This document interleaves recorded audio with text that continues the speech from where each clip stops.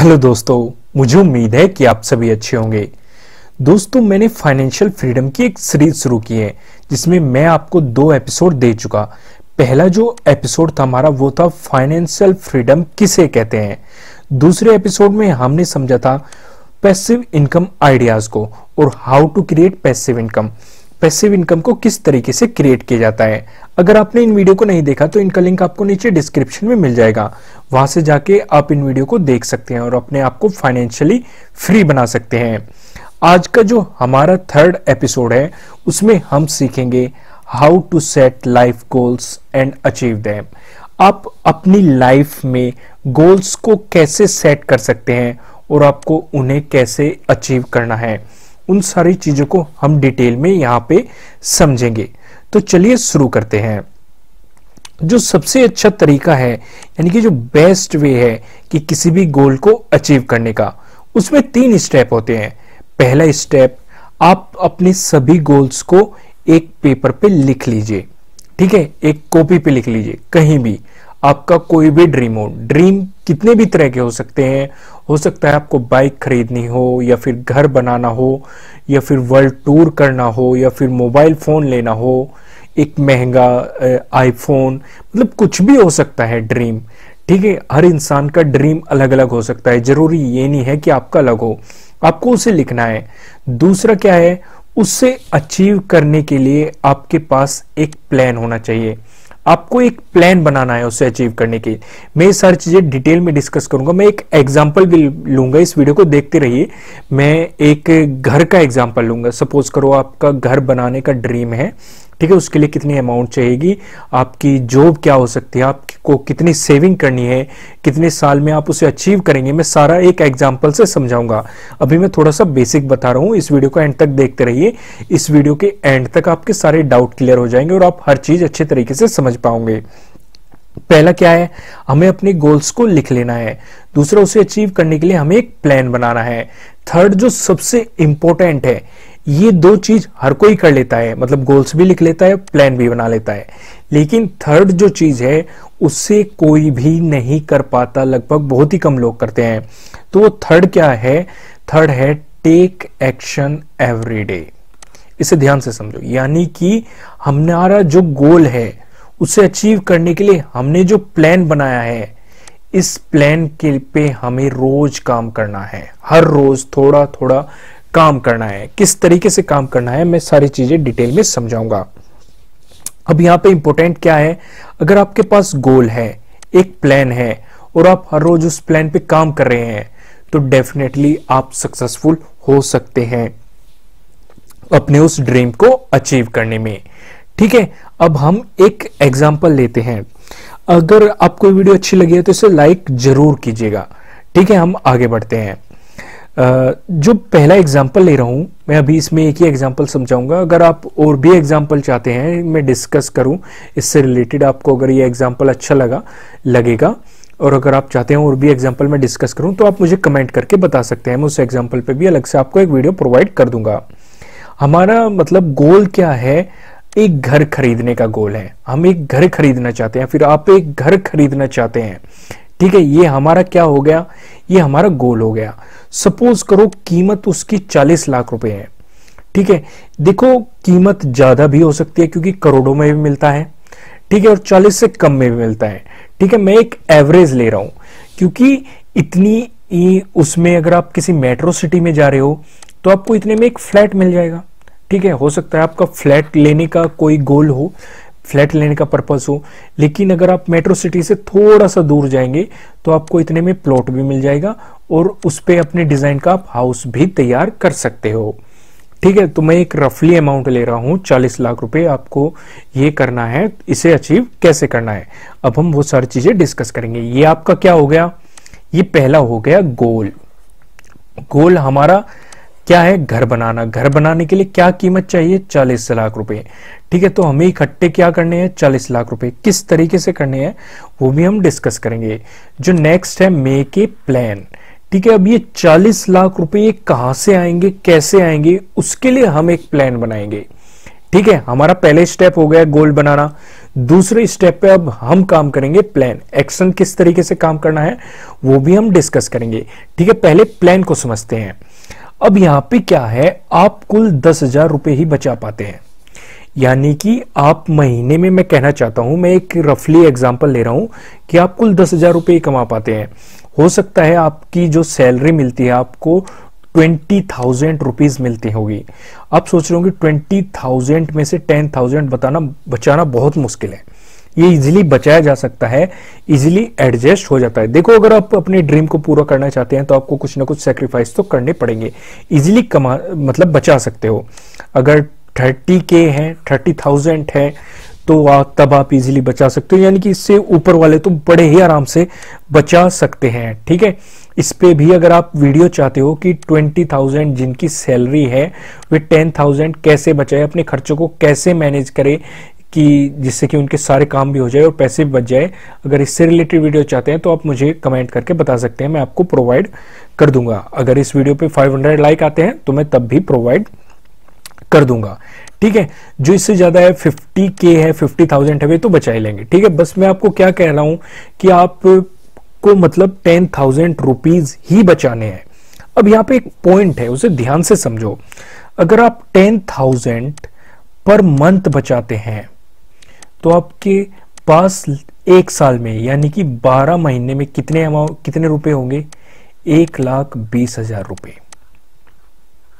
ठीक है, ये पॉइंट होगा, यानी कि एक साल के अंदर आप कुल 1,20,000 रुपए इकट्ठे कर पाओगे। यहीं पे एक कैचिंग पॉइंट है कि आपको अमाउंट क्या इकट्ठी करनी है? 40 लाख रुपए। तो सोचो, एक साल में 1,20,000 रुपए होंगे तो 40 लाख इकट्ठा करने में कितने साल लग जाएंगे? मतलब ये इम्पॉसिबल नहीं है, ये किया जा सकता है। पर लेकिन यहां पे मैं आपको क्या समझा रहा हूं कि आपको पैसे बचाने हैं, लेकिन उन्हें अपने पास नहीं रखना, उन्हें इन्वेस्ट करना है, जिससे कि आप इससे जल्दी से जल्दी इस अमाउंट को 40 लाख को जल्दी से जल्दी इकट्ठा कर सके। तो आपको इन्वेस्ट करना है। ठीक है, मैं सारी चीजें आपको डिटेल में बताऊंगा, इस वीडियो को एंड तक देखते रहिए, क्योंकि आप अगर सिर्फ इकट्ठे करते रहोगे तो उससे आपको ज्यादा बेनिफिट नहीं मिलेगा और बहुत लंबा टाइम लग जाएगा 40 लाख रुपए इकट्ठे करने में। देखो, इकट्ठे हो सकते हैं, ये इम्पॉसिबल नहीं है, पर लेकिन हमें कम टाइम में, टाइम कम होना चाहिए और अमाउंट ज्यादा इकट्ठी होनी चाहिए। मतलब कुछ ऐसे रास्ते निकालने हैं, तभी तो मैं ये वीडियो बना रहा हूं, जिससे कि आप समझ सके कि ऐसे भी रास्ते हो सकते हैं। जो पहला रास्ता है वो है बॉन्ड का। ठीक है, इस चीज को आप ध्यान से समझो, यानी कि हमें बॉन्ड का रास्ता निकालना है। बॉन्ड क्या होते हैं? बॉन्ड बहुत सारे तरह के होते हैं। इसमें क्या होता है, आपको 7 to 10% तक का रिटर्न मिल जाता है। गवर्नमेंट बॉन्ड हो सकते हैं, फिर कोई और स्कीम चल रही है उससे रिलेटेड बॉन्ड हो सकते हैं। आप अपने बैंक में जाके पता कर सकते हैं कि कौन कौन से बॉन्ड फिलहाल चल रहे हैं और उनसे आपको क्या बेनिफिट मिल सकता है, कितने % वो रिटर्न दे रहे हैं। अब यहां पे क्या है, अगर आप 10,000 रुपए पर मंथ इस बॉन्ड में इन्वेस्ट करेंगे, ठीक है, और मान लेते हैं, देखो किसी बॉन्ड में आपको 7% रिटर्न मिल रहा है, किसी में 8% मिल रहा होगा, किसी में 9% मिल रहा होगा, कहीं 10% मिल रहा होगा, कहीं ज्यादा भी होगा। मैं एक एवरेज ले लिया 8%। अगर आपको बॉन्ड से 8% रिटर्न मिल रहा है और आप 10,000 पर मंथ इन्वेस्ट कर रहे हैं, तब आपको 40 लाख रुपए इकट्ठे करने के लिए 17 साल लग जाएंगे। इसे फिर से समझो, अगर आपको कहीं से 8% का रिटर्न मिल रहा है और आप उसमें 10,000 रुपीज पर मंथ डाल रहे हैं, तो आपको 40 लाख रुपए इकट्ठे करने के लिए 17 साल लग जाएंगे। 17 साल बहुत बड़ा टाइम है। ठीक है, अब हम थोड़ा सा आगे बढ़ते हैं। इसमें आपका जो टोटल डिपॉजिट होगा वो होगा 20,40,000 रुपए। ठीक है, 17 साल के अंदर। और जो आपकी मैच्योरिटी अमाउंट बनेगी वो बनेगी 42,25,529 रुपए। आप ये किसी भी कंपाउंडिंग कैलकुलेटर से कैलकुलेट कर सकते हैं। ऑनलाइन बहुत सारे कैलकुलेटर अवेलेबल हैं। ठीक है, इंपॉर्टेंट ये नहीं है। ठीक है, जिस तरफ मैं आपका ध्यान ले जाना चाहता हूं उसे समझो। यहां पे मैं क्या समझा रहा हूं, अगर आपको 8% रिटर्न मिल रहा है तब आपको 17 साल लग रहे हैं। तो यहाँ पे मतलब कैचिंग पॉइंट क्या है कि अगर हम अपना जो रिटर्न है ये बढ़ा दे, यानी कि पहले तो हमें 8% मिल रहा था, हमने किसी ऐसी जगह पैसा इन्वेस्ट कर दिया जहां से 8% से ज्यादा रिटर्न मिले, तो जो हमारे ये 17 साल है ये कम हो सकते हैं।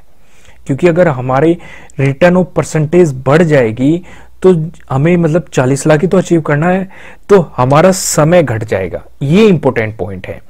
तो इसलिए मैं आपको नेक्स्ट चीज बताता हूं जहां पे हमें और ज्यादा रिटर्न मिल सकता है, वे है म्यूचुअल फंड्स। म्यूचुअल फंड्स के बारे में आपने बहुत बार सुना होगा, तरह तरह के म्यूचुअल फंड्स के ऐड चलते रहते हैं टीवी पे भी या हर जगह, ठीक है। और आप सोचते भी होंगे, बहुत लोग इन्वेस्ट भी कर रहे होंगे। म्यूचुअल फंड में क्या होता है, आपको 10 to 20% रिटर्न मिल जाता है, ये वेरी करता है, ठीक है। किसी में 10 मिल जाएगा, कहीं 12 मिल जाएगा, कहीं 17 मिल जाएगा, कहीं 22 मिल जाएगा, कहीं 25 मिल जाएगा, कभी कभी 5% भी मिल जाएगा, कभी नेगेटिव भी, कुछ भी हो सकता है। मैं एक एवरेज ले लेता हूं, आपको 15% रिटर्न मिल रहा है, ठीक है। फिर से ध्यान से समझो, अगर आपको 15% रिटर्न मिल रहा है और आप 10,000 रुपीज पर मंथ इन्वेस्ट कर रहे हैं, तब भी आपको 40 लाख रुपए इकट्ठे करने के लिए 13 साल लग जाएंगे, ठीक है। इस चीज को आप सबको समझ गए। टोटल डिपॉजिट आपका क्या बनेगा, 15,60,000 रुपए, ठीक है। मैच्योरिटी अमाउंट क्या बनेगी, 44,57,161 रुपए, ठीक है। इस चीज को आप समझ गए। अब फिर से आपका ध्यान यहीं पे ले जाना चाहता हूं, क्योंकि यहां पे इंपॉर्टेंट सिर्फ एक ही चीज है, ठीक है। ये सब कैलकुलेशन बेकार है। इंपॉर्टेंट क्या है, अगर हम अपनी रिटर्न की परसेंटेज बढ़ा दे, यानी कि हम अगर कहीं ऐसी जगह इन्वेस्ट कर दे जहां पे हमें 15% से ज्यादा रिटर्न मिल सके, तो हम अपने ईयर को कम कर सकते हैं। हम जल्दी ही अपना घर परचेज कर सकते हैं। अगर हम अपनी रिटर्न को बढ़ा दें तो हम कम सालों में ही 40 लाख रुपए इकट्ठे कर सकते हैं। तो मेरे अकॉर्डिंग बेस्ट मेथड क्या है, वो है शेयर मार्केट, ठीक है। अगर आपको शेयर मार्केट की नॉलेज नहीं है तो नॉलेज लीजिए। शेयर मार्केट में भी ऐसे बहुत सारे रास्ते हैं, जिस इंसान को नॉलेज भी नहीं है वो भी इन्वेस्ट करके अच्छे खासे रिटर्न ले सकता है। अगर आपके पास शेयर मार्केट का अकाउंट नहीं है तो नीचे डिस्क्रिप्शन में जेरोधा का लिंक मिल जाएगा और अपस्टॉक का लिंक मिल जाएगा, वहां से जाके आप अपना शेयर मार्केट में अकाउंट क्रिएट कर सकते हैं। मैं पर्सनली प्रीफर करता हूं अपस्टॉक को, ठीक है। नीचे डिस्क्रिप्शन में अपस्टॉक का लिंक है, यहाँ पे आप फ्री में फिलहाल जो स्कीम चल रही है ये समय के अनुसार बदलती रहती है, अपना अकाउंट क्रिएट कर सकते हैं और शेयर मार्केट में ट्रेडिंग शुरू कर सकते हैं, फिर इन्वेस्टमेंट शुरू कर सकते हैं। एक ही दिन के अंदर आपका अकाउंट ओपन हो जाएगा, ठीक है। लिंक आपको नीचे डिस्क्रिप्शन में मिल जाएगा। तो शेयर मार्केट बेस्ट वे है।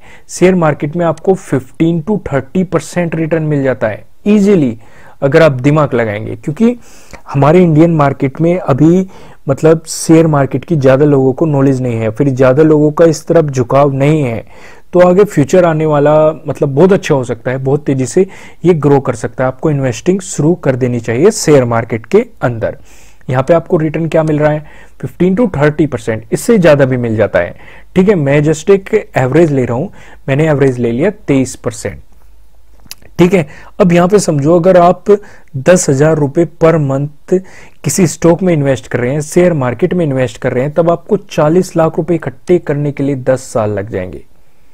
अब यहां पे एक चीज नोटिस करो, जैसे ही हम अपनी रिटर्न की परसेंटेज बढ़ा रहे हैं, हमारे जो साल है वो घटते जा रहे हैं, ठीक है। ये बहुत ही ज्यादा इंपॉर्टेंट चीज है, ये चीज आप नोटिस कर रहे होंगे, ठीक है। यहाँ पे आपके टोटल डिपॉजिट जो होगा वो कुल 12 लाख रुपए होगा, लेकिन आपकी जो मैच्योरिटी अमाउंट बनेगी वो बनेगी 40,63,724, और कितने समय में, कुल 10 साल के अंदर, ठीक है। अब यहां पे एक पॉइंट और है, जरूरी ये नहीं है कि आप कुल 10,000 रुपए ही डालो।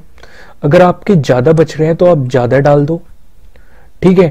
12 डाल दो, 15 डाल दो, किसी महीने 17 डाल दोगे, किसी महीने 20 डाल दोगे, कुछ भी डाल दोगे, क्योंकि आप जितनी ज्यादा अमाउंट डालेंगे उतनी ही जल्दी ये साल और कम हो जाएंगे, ठीक है। इस चीज को ध्यान से समझो। पहले तो हम सिर्फ रिटर्न की परसेंटेज बढ़ा रहे थे, लेकिन अगर हम अपनी जो इन्वेस्ट की अमाउंट है, अगर हम इसे भी इंक्रीज कर दें तो ये साल और कम हो जाएंगे, और जो हमारा 40 लाख का ड्रीम है, जिससे मतलब 40 लाख हमें इकट्ठे करने हैं जिससे कि हम अपना ड्रीम हाउस परचेज कर सके, हम इसे बहुत जल्दी अचीव कर सकते हैं। ये चीज आप समझ गए कि आप शेयर मार्केट में इन्वेस्ट करके इजीली अपने ड्रीम को अचीव कर सकते हैं। अब ये चीज तो होगी। अब तीसरा स्टेप है टेक एक्शन एवरी डे। आपको हर रोज मेहनत करनी है, ठीक है। मेहनत ये नहीं है कि आपको पैसे इकट्ठे करने हैं, पैसे बचाने के हर रास्ते को सेव करना है। अगर आपको ये लग रहा है कि क्या आपको मतलब नया फोन लेने का मन कर रहा है, पर लेकिन आपका फोन सही तरीके से काम कर रहा है, तो आप इस पैसे को बचा सकते हैं और इस पैसे को भी इन्वेस्ट कर सकते हैं, ठीक है। अगर आपके पास कोई चीज अवेलेबल है, आप दूसरी ने परचेज करके उसी से काम चला सकते हैं। अगर आपके पास सफिशिएंट कपड़े हैं तो आप नई परचेजिंग न करके उस पैसे को भी इन्वेस्ट कर सकते हैं। आप बाहर ज्यादा खाने को अवॉइड कर सकते हैं, घर पे ही खाना खा सकते हैं, ठीक है। अपने बहुत सारे खर्चों पे कंट्रोल कर सकते हैं, चाहे वो पेट्रोल के हो या फिर किसी तरह के बिल को हो, और उन्हें इन्वेस्ट करके अपने रोज के एक्शन से अपने ड्रीम को इजीली अचीव कर सकते हैं, ठीक है। हमारा पहला गोल क्या था? 10,000 पर मंथ हमें इकट्ठे करने थे, ठीक है। इससे मतलब इकट्ठे करने के लिए हमें इस पे रोज काम करना है, किसी भी रूप में हमें ये बचाने हैं, कैसे भी हो, बिल अपने तरह तरह के बिल को कम करके हो या फिर कटौती करके हो अपने किसी काम में, या फिर कैसे भी हो, आपको 10,000 रुपीज पर मंथ बचाने हैं। इससे ज्यादा बचाने की कोशिश करनी है। पहला हमारा क्या था? गोल सेट करना, ठीक है। गोल क्या था हमारा? हाउस बनाना, यानी कि हम अपना घर बनाना चाहते थे। उस घर को बनाने के लिए हमें कितने चाहिए थे? 40 लाख रुपए चाहिए थे, ठीक है। हमारा गोल पूरे अच्छे तरीके से तैयार होगा, हमने इसे लिख लिया। अब इसके बाद हमने प्लान बनाया कि ये 40 लाख रुपए हमारे पास कैसे आएंगे, क्योंकि इस 40 लाख रुपए से हम अपना ड्रीम हाउस परचेज करेंगे। प्लान कुछ भी हो सकता है, हम बॉन्ड में इन्वेस्ट कर सकते हैं, म्यूचुअल फंड में इन्वेस्ट कर सकते हैं, शेयर मार्केट में इन्वेस्ट कर सकते हैं, ठीक है। यानी कि हमें जो ये 10,000 रुपीज पर मंथ हम बचा रहे थे या फिर इससे भी ज्यादा बचा रहे थे, उसे हमने अपने पास न रख के हमें उसे कहीं में कभी किसी न किसी चीज में इन्वेस्ट करना है। दूसरा मैं आपको एक चीज और कहूंगा कि शेयर मार्केट में इन्वेस्ट करने से पहले अपनी रिसर्च जरूर करें या फिर अपने इन्वेस्टर की सलाह लें। आंख बंद करके किसी भी स्टॉक में इन्वेस्ट मत करें अगर आपको नॉलेज नहीं है तो। अगर नॉलेज नहीं है तो थोड़ी बहुत मतलब यूट्यूब पे अवेलेबल है, या फिर अपनी रिसर्च करें, ठीक है। उसके बाद ही इन्वेस्टिंग शुरू करें। उसके बाद हमें लेना है एक्शन। एक्शन क्या है? 10,000 रुपीज पर मंथ हमें इकट्ठे करने हैं। गोल समझ गए आप, गोल कैसे बनाना है, उसके लिए प्लान कैसे बनाना है, वो चीज समझ गए, एक्शन भी समझ गए।